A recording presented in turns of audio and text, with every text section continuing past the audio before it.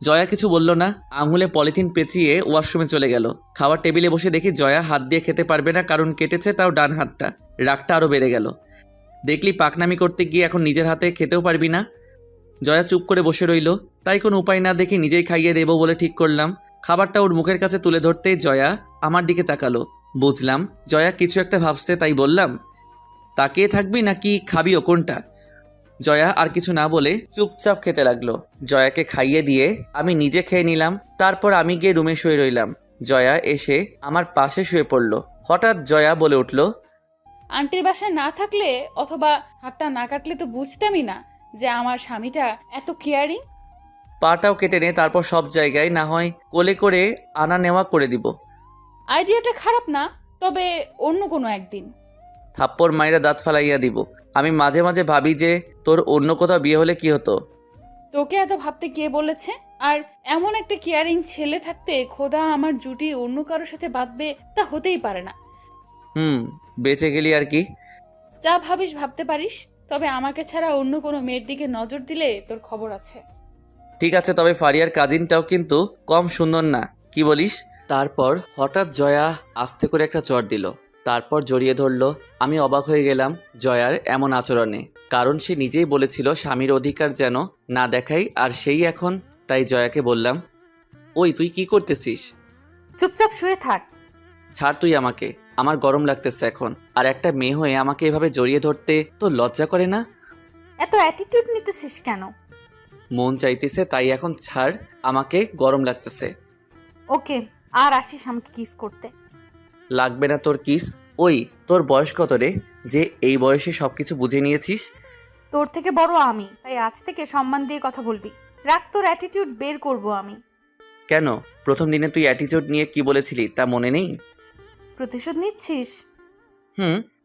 আচ্ছা, তখন তো ছোট ছিলাম তাই বলেছিলাম, আর তার উপর আবার এখানে এসে সবকিছু কেমন উলট পালট হয়ে গিয়েছিল তাই।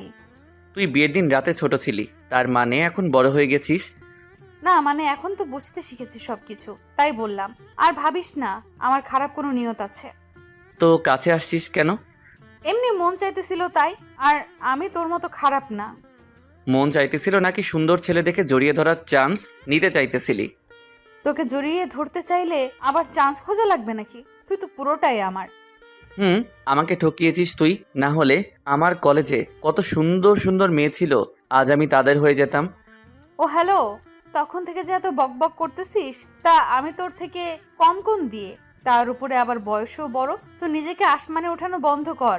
আর হাজারো ছেলে আমার পেছনে পেছনে ঘুরতো, আমি পাত্তা দেই না বলে। আর তুই তো নিজেই দেখেছিস। এখন ঘুমা, আমি একটু বাইরে যাব, ফিরতে ফিরতে রাত হবে।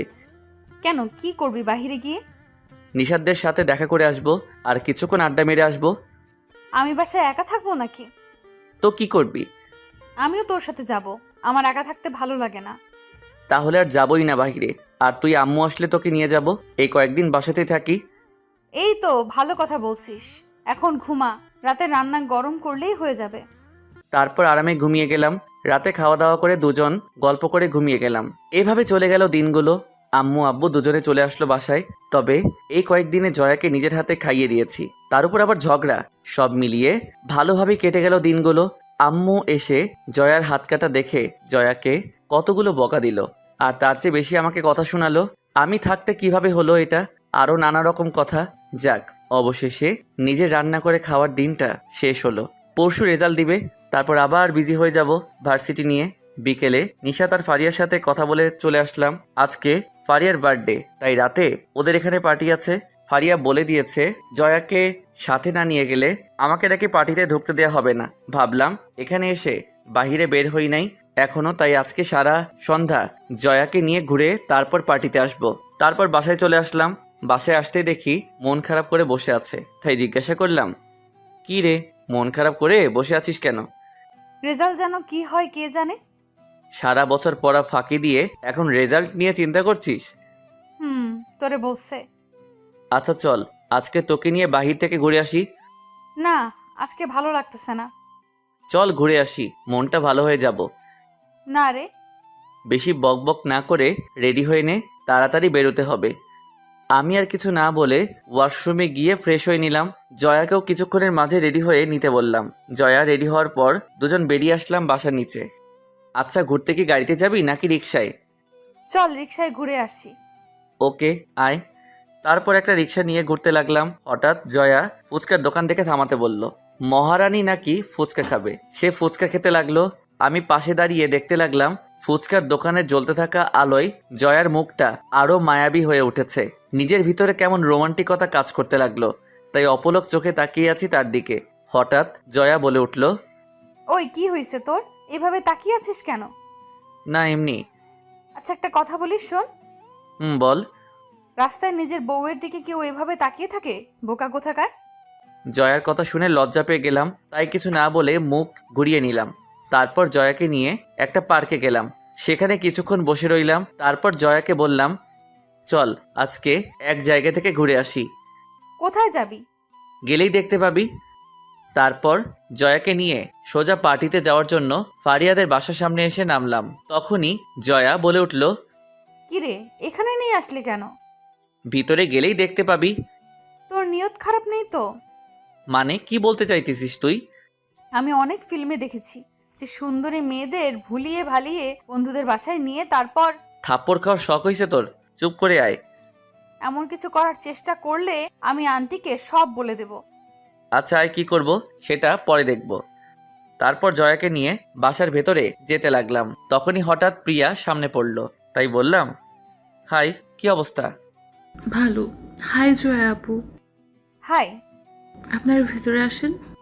ভিতরে যেতে লাগলাম আর জয়ার দিকে তাকিয়ে দেখি জয়া কিছুটা অবাক আর মুখে চিন্তার ছাপ নিয়ে আসতেছে। ভিতরে গিয়ে দেখি আরো বেশ কিছু মেহমান এসেছে, তাই প্রিয়া আমাদের একটা জায়গায় দাঁড় করিয়ে বলল, আপনার এখানে দাঁড়ান, আমি আপুকে কি বলছি। ওকে। প্রিয়া চলে যেতেই জয়া বলে উঠল, কিরে, এই মেয়েটা এখানে কি করতেছে? আর তুই আমাকে কোথায় নিয়ে এসেছিস? আমার এক্স গার্লফ্রেন্ডের আজকে জন্মদিন, তাই ভাবলাম তোকে নিয়ে যাই। কই, তুই তো কোনো সময় বলিস নাই আমাকে। এটা বলার কি আছে? আর এসব নিয়ে এত মাথা ঘামাচ্ছিস কেন? আমি ছাড়া তোর আর কয়টা গার্লফ্রেন্ড আছে বলতো? মানুষ কি গণনা করে প্রেম করে নাকি? আচ্ছা, যার জন্মদিন সে যদি তোর এক্স গার্লফ্রেন্ড হয়, তাহলে এই মেয়েটা এখানে আসলো কোথা থেকে? এটা তো তার কাজিন। কি? তার মানে তুই তুই যে এত খারাপ তা আমি জানতাম না। আগে না জেনেই তো ভুল করেছিস। রাখ, আজকে আন্টিকে গিয়ে যদি আমি সব বলে তোকে বাসা থেকে না বের করেছি, তাহলে আমার নামও জয়া না। ওকে, দেখবো কি করতে পারিস। জয়া আর কিছু না বলে চুপচাপ মন খারাপ করে বসে রইল। জয়ার এমন ফেস দেখে আমার হাসিতে ভিতরটা ফেটে যাচ্ছে। তখনই প্রিয়া এসে বলল, আপনাদের উপর আপু রেগে আছে, এত দেরি করে আসে। আর আপু বলেছে তার রুমে যেতে, বাকি দুইজনও ওইখানে আছে। ওকে। প্রিয়া চলে গেল। জয়া এখনো আগের মতোই মন খারাপ করে বসে আছে, তাই জয়াকে বললাম, জয়া আয়, দেখা করে আসি। তুই যা, আমি যাব না, আমি এখানেই ঠিক আছি।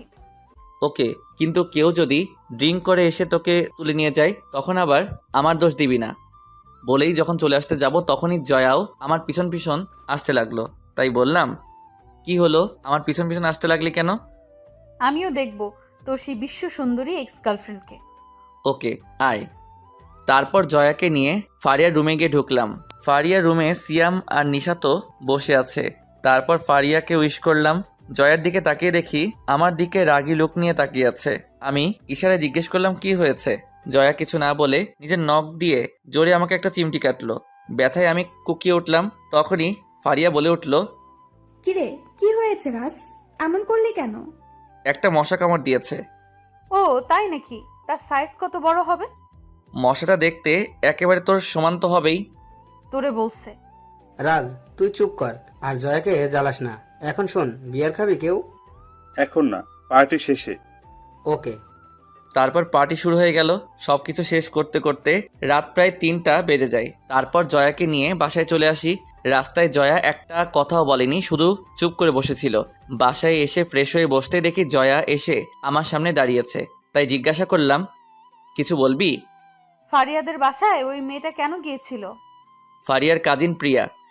ও, তার মানে তুই আমার সাথে নাটক করেছিলি এতদিন, তাও আবার এমন একটা বিষয় নিয়ে।